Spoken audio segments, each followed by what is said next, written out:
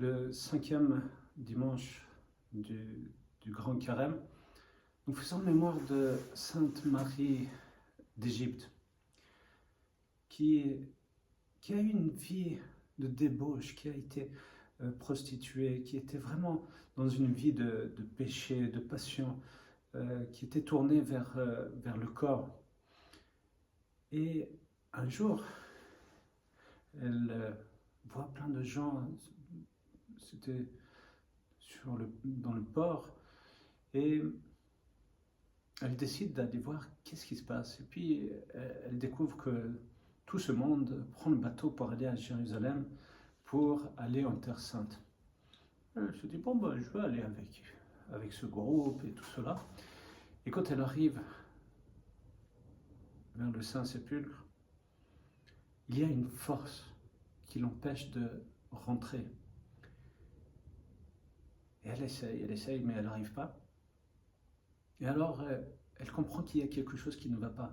Et elle se tourne vers Dieu. Elle dit, laisse-moi rentrer, vénérer, et alors je changerai de vie. Et alors, Dieu accepte, elle peut vénérer les lieux saints, et décide de changer radicalement de vie, de ne plus être tournée sur ses passions, sur ce qui la détourne de Dieu, mais au contraire de s'unir avec Dieu par l'ascèse.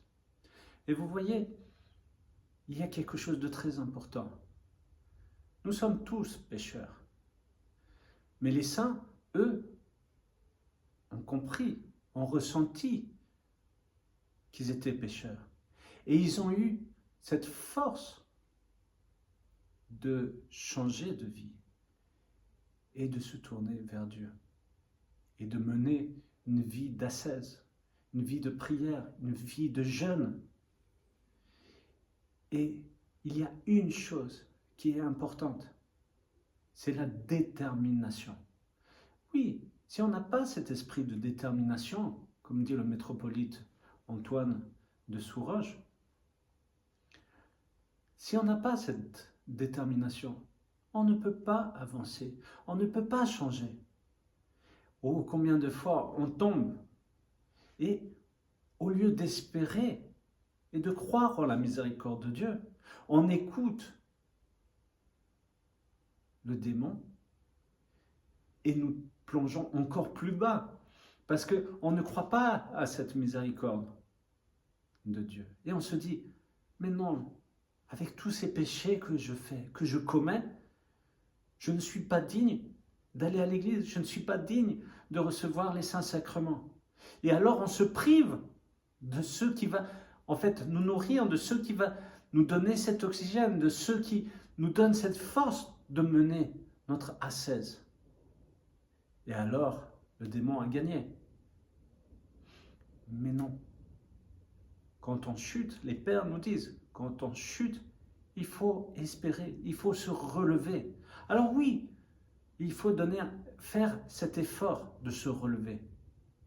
Mais à partir du moment où on fait ce mouvement et qu'on s'abandonne à Dieu, alors il est là pour nous porter, il est là pour nous soutenir.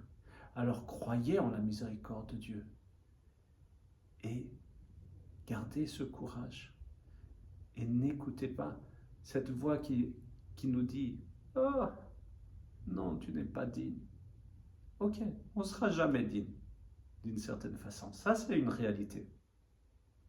Mais on sait et on a cet espoir de la miséricorde de Dieu et qui nous accueille comme nous sommes, comme à l'exemple du fils prodigue qui a eu ce courage d'aller retourner vers le Père et le Père qui l'accueille avec amour.